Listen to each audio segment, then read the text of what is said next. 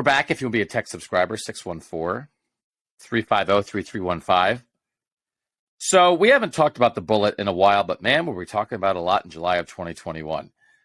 These were the three names that we were talking about at the bullet that year, this hybrid safety linebacker spot. Craig Young, and there was some Craig Young juice here for a while. Yeah. Ronnie Hickman, who turned out to be Ronnie Hickman. Nobody was wrong about the impact of Ronnie Hickman. It just wasn't at the, quote, bullet position. And It Court was Williams. his first year. No, his first year. He was the bullet. That 2021, he was the bullet for 2021. Oh, yeah. Yeah. Oh, He still yeah. had a bullet in 2021. Yeah. So Craig Young, Ronnie Hickman, Court Williams. And then thinking about this year, this again, we were talking about, okay, you're going to have all these third-year guys, but especially defensively, we're saying they've got to have some fourth-year guys stick around and sort of do this. And I said,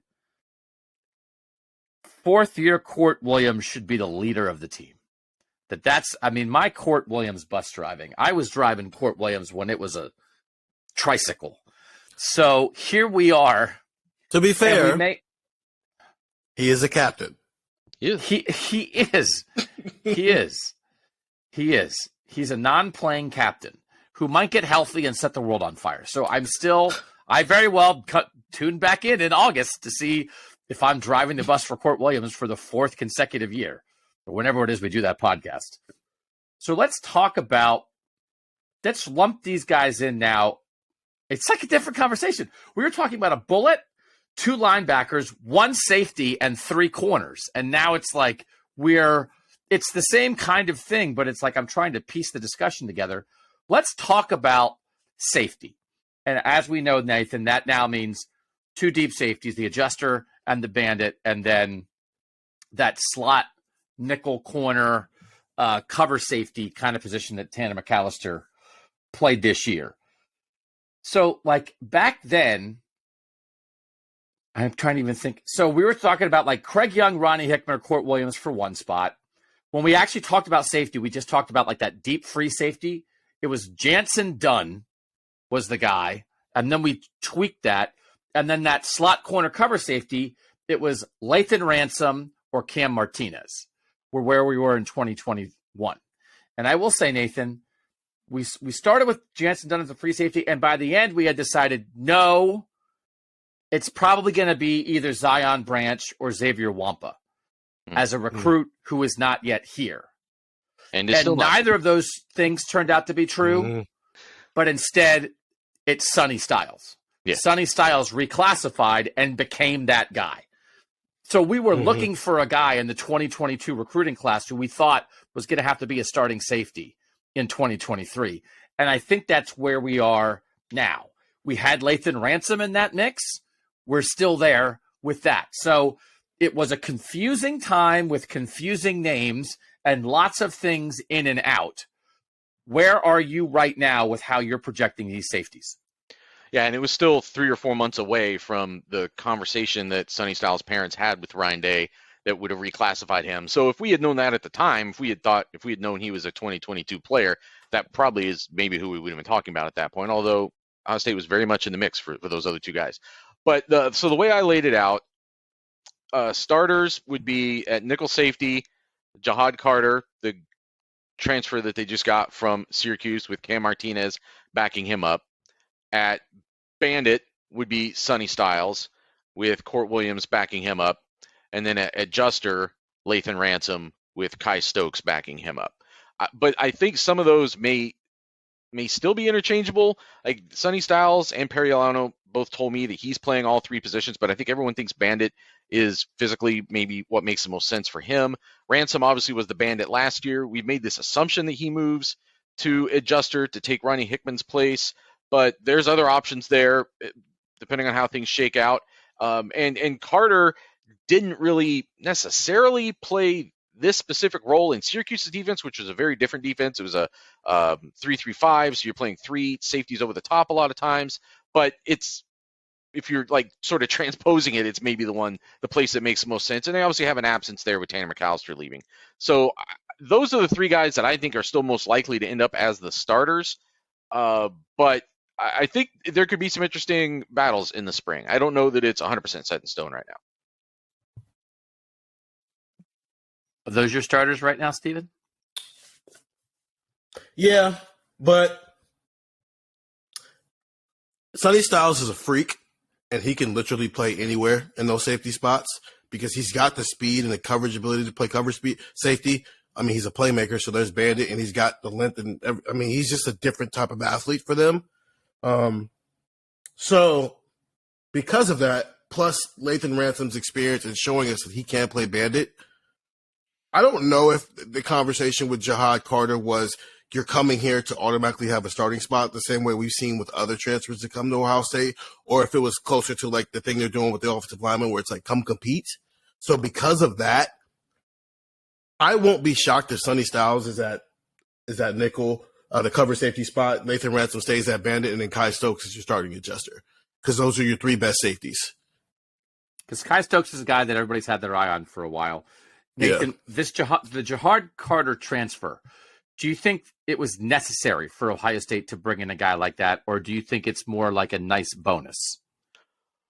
Well, when you look at it, I think from a depth standpoint, I think it was maybe kind of significant, only because, they got a look at Cam Martinez last year. I don't know that he really rose to the occasion yet. I think that's fair to say.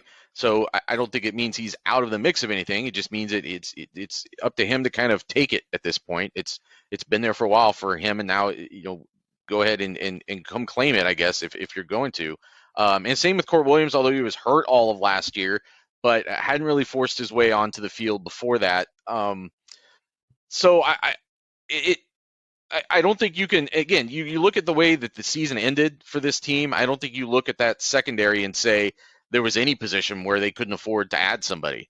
And, Sonny Styles had a promising freshman year, and we think he's going to be, we have a reasonable degree of certainty he's going to be very good as soon as this fall, but hasn't done it yet. I mean, I think the more guys that you fit into that mix is probably a good thing. And the difference between Jahad Carter and Vic Cutler, the guy they got on the offensive line, was Cutler was starting for a bad team at a lower level. I mean, it was a 4-8 Louisiana Monroe team. So moving from there, starting at that level to only competing for a job at Ohio State, when you're maybe not destined for pro football anyway, like that's very different than if you're Jahad Carter, you're starting for a Syracuse team that was 5-0 at one point last year and ended up, I think, 7-5. I can't remember if they won their bowl game or not, but like he's starting for a real team at a Power 5 level. To give that up just to come compete, I think there may have been a little bit more assurance than that. Not that somebody couldn't beat him out, but I look at them a little bit differently. I think they look at him and see somebody who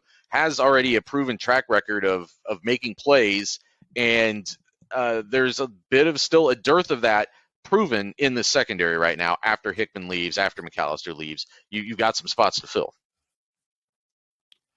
So Josh Proctor is a guy that we did not talk about in July 2021 because we assumed he would be long gone. And now here he is back for year 6 in college football. Do we have a reason? It was one of the odder seasons, I think, from a player. There's a guy that was in the Tressel era who is a little bit like this. There was a safety who started, won a job in camp, started week 1, lost his job, and was never heard from again. Like a 1-game starter, and that was that. And I don't there was such expectation, Stephen, around Josh Proctor, and there's a good football player in there, I think, right? Still, He missed 1 tackle, and Jim Knowles was saying all kinds of good stuff about Lathan Ransom all along the way as soon as Lathan Ransom was healthy enough to show him what he could do. But I'm curious about that too, because one of the things that has to happen is what was one of the things that happened that hurt this team was huge breakdowns in the secondary. So it's great to be a playmaker. They have to put 3 guys on the field who aren't going to mess up. Mm-hmm. That's the number one thing. Just make sure you don't. And it's maybe not his fault, but Lathan Ransom fell, or maybe was forced to fall on the 76-yard touchdown. That doesn't mean you don't put Lathan Ransom on the field, but Lathan Ransom kind of took Josh Proctor's job. And then Lathan Ransom just had a very interesting year. You can If you ran through and said, what are the 10 best plays Lathan Ransom made in 2022? I think you might get them more than 10. You'd be like, well, remember when he made this tackle? Remember when he shot up and did this? Remember when he broke up this pass? But then you could say, what are some of the not so great plays? I think you could run through a list there a little bit too. He's a little bit of a boom bust player. It's great to have playmakers, but we talk a lot about like that Jordan Fuller kind of guy. You're an eraser back there. You do everything right. You don't make any mistakes. I'll be very curious, Steven, how this shakes out. Maybe Jahad Carter's that. It's like, listen, this guy's been around the block. He's played a bunch of snaps. We'll just put him out there and we know he'll do his job. But I do think there's room for maneuverability here. And I don't know, Steven, is there room for Josh Proctor to get back in the mix and a real fight for playing time, do you think? Or does it feel like, well, I don't know. He kind of got aced out last year and we think it'll happen again. I mean, I'll probably, if I had to change one thing about what Nathan put on there, I probably would have had him as the backup bandit over Court Williams, just because, he's played the role. He's got some experience, and we just haven't seen it from Court Williams at this point. So, but that's about it. I don't necessarily see him taking back a starting job from anybody, because that's either taking it back from the guy who took it from you and then spent the year showing why he took it from you, or you're taking it from a guy that everybody thinks might be the next All-American DB that we haven't seen since 2019 here. So I don't see where that fits in. Probably a backup role in a lot of special teams like we saw from him for most of the season. And just to be Which is clear, why it's interesting that he's back here. Yeah. Yeah. Like, just to be clear, because even, go ahead, Nathan. I'd say I did that before he announced he was coming back, or before Eliano announced he was coming back. Fair point. But it's like Javonte Jean-Baptiste, obviously everybody got that 6th year. That's why a lot of these 2018 guys are back.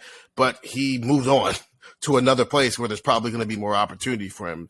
Josh Proctor probably could have done the same thing, but still can. Decided to come back here. There's another still can. There's another transfer window in the spring. So there's guys at a couple of positions where there's a lot of depth all of a sudden. And if you think you're not going to play for your 5th or 6th year, 4th, that might be a time where some guys make that move. But you see where you are after the spring. And this is a spot where they have lost some guys out of the safety room in the transfer portal. They're fine if they lost some of these guys. But if you got through the spring and you're a veteran in this room and you look around and you see Jahad Carter as a transfer and Sonny Styles and Kai Stokes as young guys, and they're in front of you in line a lot, maybe you'll ask yourself, is this where I need to be right now? And that could apply to maybe multiple guys that we're talking about here, because we're throwing out 7 names right now, Nathan. When you add Proctor into your 2 deep, what do we think? Pretty good. Like the idea of Ohio State's ability to put 3 good, maybe better than good safeties on the field most of the time in 2023. How do we feel about that? Well, fair or not, I think a lot of this rides on Sonny Styles. And what does he show if he does come out and take a job and have a full-time role on this team, as opposed to just being this sort of guy who bounces in and out as a true freshman, a young true freshman? Like, does he come in and make an impact? Because the thing that this secondary has been missing, not just at safety, but across the board since Okudah, is like, who's that difference-making player back there? Sean Wade, I think, would have been that if they had left him at safety, or felt they could have left him at safety and let him play maybe his more natural position, but couldn't be that when he was playing out of position as a corner. And it just hasn't been there the last couple of years. Like, who's the real, like, next level player back there? They're getting solid play. I'm not trying to disparage. Ronnie Hickman had a great career. It was going to be probably like a mid-round NFL draft pick, and good for him. And, Lathan Ransom, very solid. Tanner McAllister came here and did solid things. But I think you're seeing in games like the Georgia game that solid is maybe leaves you on the wrong side of where you want to be. It leaves you one game short of where you want to be. I think I agree with that, because Sonny Styles played 12 games against Georgia. And I understand it's only 12 snaps, 12 games would have been. That's something else. But and I understand it's just 12 snaps in a game where they played like 80 plays, but the only other game he played 12 snaps in that year was against Michigan State, where they won by 40 points. So, and then he's playing meaningful. A dude who's supposed to be in high school is playing meaningful snaps in the most important game of the season after basically not playing all year. That means something, even if it's a small little role like that. That's a guy who had been showing it for a month in bowl practice and is clearly ready to take that next step, which is still going to be early because he's supposed to just now be getting here in January. And we keep making these comparisons across position groups. The idea that Cam Martinez, Court Williams, Kai Stokes, and Josh Proctor we're projecting as the backups right now tells you that this is a fairly healthy room, I think. Because again, that what you have in those guys, I think Kai Stokes has shown some stuff in practice. This guy seems like he gets it. He could be something. Court Williams has had the injuries, but you think there's something there. Cam Martinez had the rough play against Michigan, but this guy's a good football player, and you kind of think, okay, there still might be something here. But they're not expecting them to start because you have a guy who's back in Lathan Ransom who's done it. You have a transfer who's done it elsewhere, and you have a 5-star young guy who you think is going to steal a spot. So that's, again, Nathan, we don't want to compare everything to the offensive line, but if Kai Stokes was an offensive lineman, he'd be like, well, he's going to start at guard, right? Like that's the kind of thing where, and safety doesn't have to be that. So I think overall, good health, good reason to think they'll put 3 pretty decent safeties on the field, and certainly an opportunity for maybe a guy or maybe 2 to be special, Nathan, which I think is what you should be thinking about with any position group at Ohio State. As you just said, who's the guy who might be special? Yeah, it's Stokes. And you've got to have or Stokes. It might be Stokes. And Stokes like a half, like 1.5. Yeah. You've got to have a guy in your room. You've got to look around your room and say, chance to be special, right? At some point, chance to be special. So I think you can do that in the safety room and feel good about it. All right, let's go to corner, because when we were talking about this in July of 2021, the phrase crazy deep was used for what the cornerback room might be in 2023. And again, back then, it's easy to do this. Back then, we were thinking about 3 corners because we called that slot position a corner instead of a safety. But we had Lathan Ransom and Cam Martinez there. So we'll just throw them out because we just talked about them in the safeties. The outside corners, when we did this, Nathan, we had Ryan Watts and J.K. Johnson as the starters in 2023, and Jordan Hancock and Jaheim Singletary as the second team guys. Ryan Watts is long gone, long ago transferred. J.K. Johnson just transferred. Jordan Hancock's here. Jaheim Singletary never got here because he decommitted. Another guy that we talked about on that podcast was Terrence Brooks, who never got here because he decommitted. We barely mentioned Denzel Burke, barely, in that conversation. But you think about that now, Nathan. We were talking about crazy deep, and 1, 2, 3, 4 of like the 6 guys that we were focused on aren't here or never were here. And if Jaheim Singletary was here right now, we'd be having a different conversation about the cornerback room. But I don't think we would have used the phrase crazy deep for the cornerback room at any time in the past couple of years. And I don't know that we would do it now. What do we think of the outside corners in 2023? Well, I think there's reason for optimism that if this group can go into next season healthy, because that's where things went off the rails, right? Like Denzel Burke, and we had so many conversations about him going into last year about how good was he really as a freshman, and how much does he really need to make a jump to like be consistently good? And he got hurt in preseason camp, and then had other things come up, and that threw him off. And obviously Jordan Hancock never had a chance. I mean, he had such a great spring, and then has the hamstring injury. Like in any other year, it would have been the hamstring injury that dominated the season, except for the one that Jackson Smith-Njigba had. But like Hancock barely being a factor at all season really hurt this defense. So I think both of those guys potentially being healthy and going into the season and being able to build some momentum. Going back to what I said about the safety group, it applies here. Like what this whole secondary has been missing is a higher level of play. I mean, we can talk about depth all we want, and depth is important because we saw last year what happens when you lack depth, but we've also seen for 3 years now what happens when you lack however you want to describe it, top shelf, upper echelon. Dudes. Like, we know it when we see it. You know it when you see it. We're comparing it to the Ohio State standard. It's same as with defensive end. This is a program that just cranked out big time cornerbacks year after year after year, and they worked in tandem with that edge rushing group, and that's what made this defense. And I know this, people are going to say, well, this defense actually most years wasn't, a top 5, top 10 defense or whatever. I know, but you know what it was. You know what you saw. You know how disruptive those people could be in tandem with each other. And right now, both halves of that have been lacking, and they've got to be somebody who steps up. And it's different being feared at corner than it is at being feared off the edge. But that thing where you take away a half of the field, where teams don't want to throw at you, where teams avoid you, the way they did with Jeff Okudah, the way they did with guys before that, that's something that I think this defense has to find a way back towards. I don't know if they can get all the way there in 2023. I think there's reason to wonder what the ceiling is, if it's that elite for the guys they have coming back. But I think you got to make some kind of step back towards that level of respect, because that respect is something that maybe hasn't been there for this cornerback group now for a couple of years from opposing teams.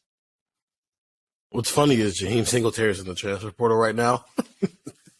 No, that's not a thing, but that would be if it actually were a thing, that'd be hilarious if somehow he still ended up here, even if he took the long road here. But that's not a thing right now. But I agree.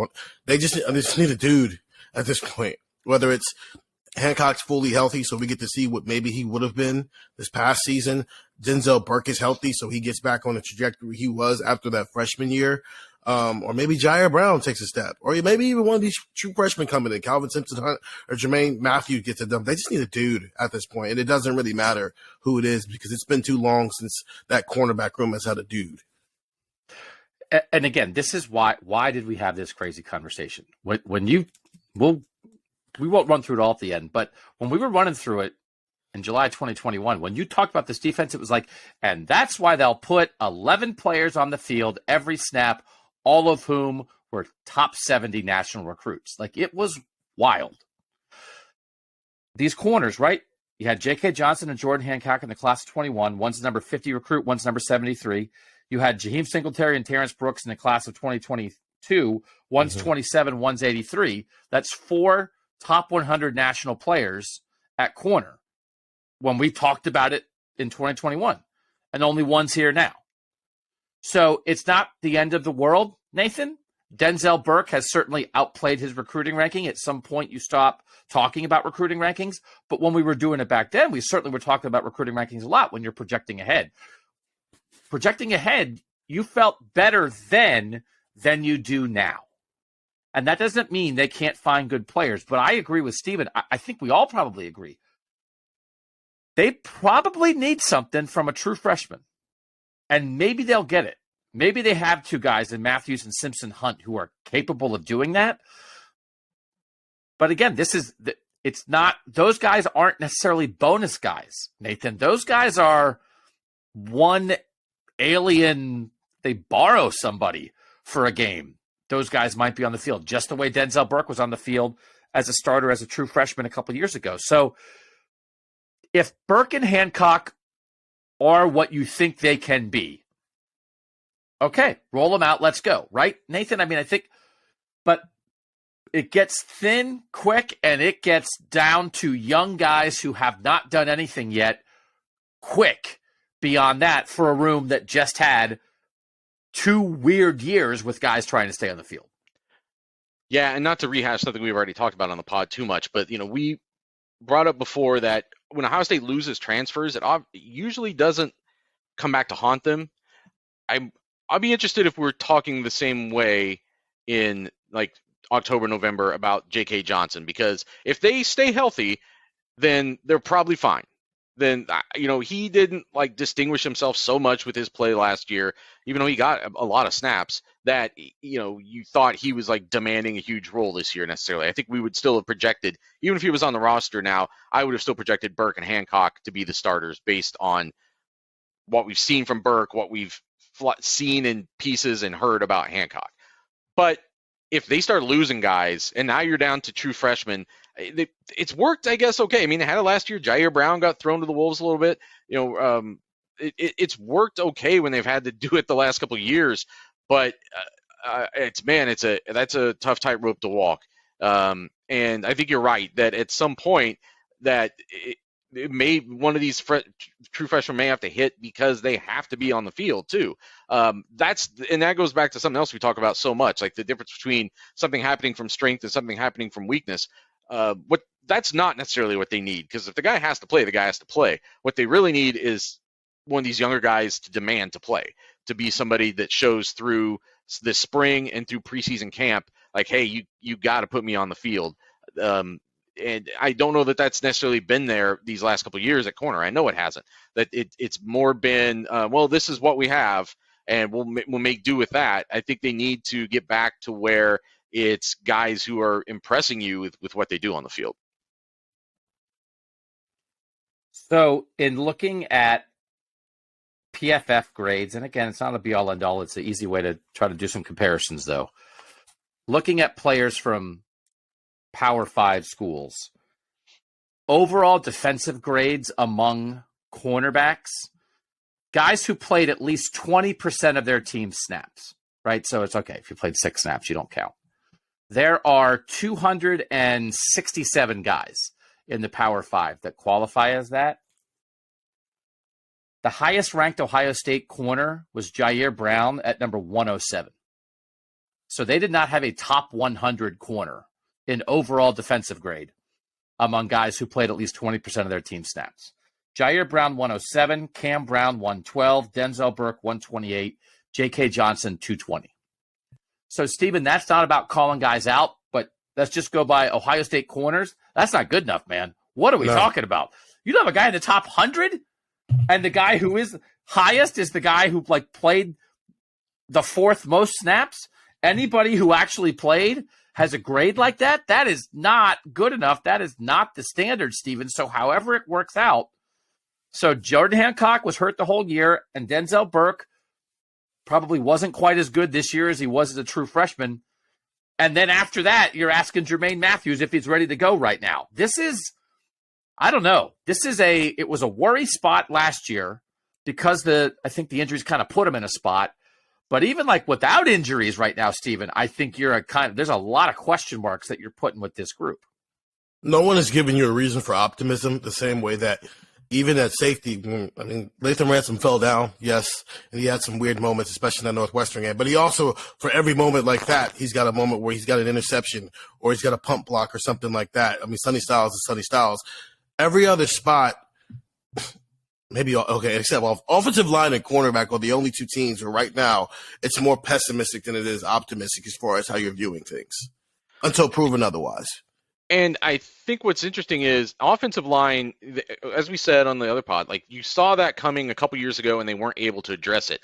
The cornerback situation, as evidenced by that thing that we were talking about 18 months ago, that list we put together 18 months ago, there were guys committed to this program 18 months ago that we thought were going to be second-year guys or even first-year guys, but with reasonable expectation that they could make a big impact first year, and they couldn't keep them. They didn't keep them.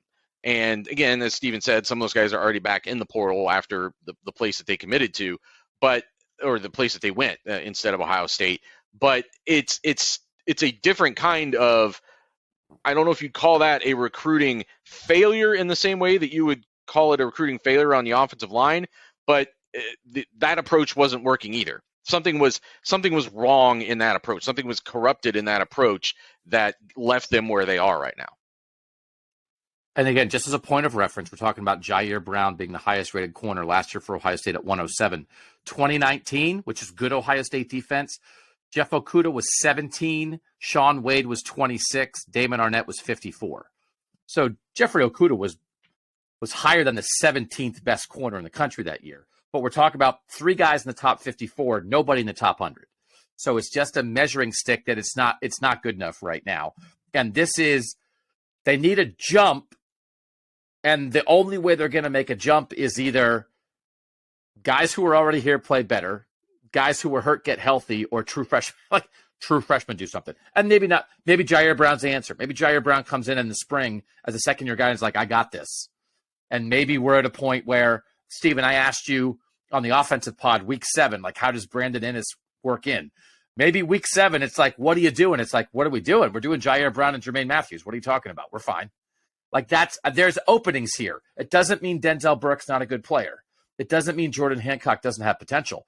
But man, they have to get better corner play, Stephen, one way or another. And I think if Denzel Burke plays exactly like he did this season, which wasn't great early, had the injury issues, fought through that, got on the field, was better at the end of the year. But if he has that exact season again, I think maybe there's room for someone to get past him.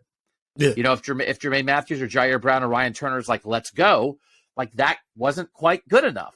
And Cam Brown, was a solid veteran for a lot of years here, had injury issues, but, good, solid player. But that's not what Ohio State corners are expected to be, Stephen. So this is, if it's status quo,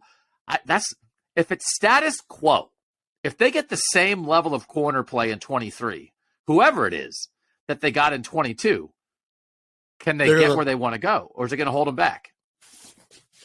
If they have the same cornerback play, they might lose 2 games just because of what this defense is. I wouldn't say, honestly, under Kerry Combs and especially that 20 defense, I don't know if I would feel the same way. Maybe they could still win some games there, but because this defense relies so heavily on, it's going to be aggressive to the point that your corners have to cover. Your corners are literally on an island so much because of how aggressive Jim Knowles calls this thing. You cannot have liabilities out there. So Tim Walton has to exhaust every single option he has. And if that means we get to week 6 and Jermaine Matthews and Calvin Simpson-Hunt are lighting it up in practice, those 2 need to play. If it means that Jordan Hancock and Denzel Burke are finally healthy and they're the dudes that we thought they could be, then they need to play. But this defense puts so much responsibility on the cornerbacks to cover that you can't have liabilities, because when you have liabilities, you lose to Michigan. And I think we could pair this conversation with the conversation we already had about Big Ten quarterbacks in 2023 and the guys on Ohio State's schedule. And the reason that you might say, okay, this could be an even bigger problem is Sam Hartman at Notre Dame, Drew Aller at Penn State, year 3 J.J. McCarthy at Michigan, Tanner Mordecai at Wisconsin, Hudson Card at Purdue, right? We're talking about, and we didn't know then, Talia Tagovailoa coming back at Maryland, right? Are they going to lose to all those guys? No, but the level of quarterback play, Nathan, we think they're, because there were times like we do this all the time. And what we said on that podcast is like, well, I don't know, their corners aren't that good, but who's going to test them? Well, I think there might be 6 or 7 legitimate, not world beating, but legitimate quarterbacks on the Ohio State schedule in 2023 that if there is an issue, I think it's going to get exposed more quickly than maybe it did a year ago. Yeah, and again, so much of this comes back to just there is an element of the eye test here. I think that Okudah thing that you mentioned is a good example. Like, clearly, no one thought he was only the 17th best cornerback in the country. He went, number 3 in the NFL draft that year. But the reason we think that is because we just watched him play, and it wasn't that he was out there making a ton of crazy plays. It was because half of the field was just a no-fly zone for a lot of the teams that they played. Again, it was a Big Ten schedule. It wasn't even that good of a Big Ten schedule that year, so it wasn't like they were playing a lot of high-flying offenses that were attacking them through the air. But you just know it when you see it, and you also know it when you see the other thing. And that's what you've seen from Ohio State's defense and Ohio State's cornerback play for a couple of years here. It's been kind of adequate at best for the most part, and they've got to break through that. And it's an astute observation, because this schedule potentially, and I know we were talking how good their schedule might be last year at this time last year, and it didn't turn out to come to fruition. But just the quarterback play specifically that's starting to stack up on this schedule could really challenge this team if they are still having breakdowns at cornerback. And then Steven's right that everybody in this secondary, because of how Jim Knowles calls it and how aggressive he wants to play it, there's some risk reward there. You're always going to end up giving up a little bit of something once in a while, and that's built into this. But you're asking so much from basically all those guys sometimes to play on an island. I think that's why the safety play has to be better too. We saw that against Georgia and Michigan. Yeah. Okay. Let's wrap that up, and let's come back and finish with the linebackers. And we have to talk about a guy whose name was not mentioned in July 2021. We'll do it next.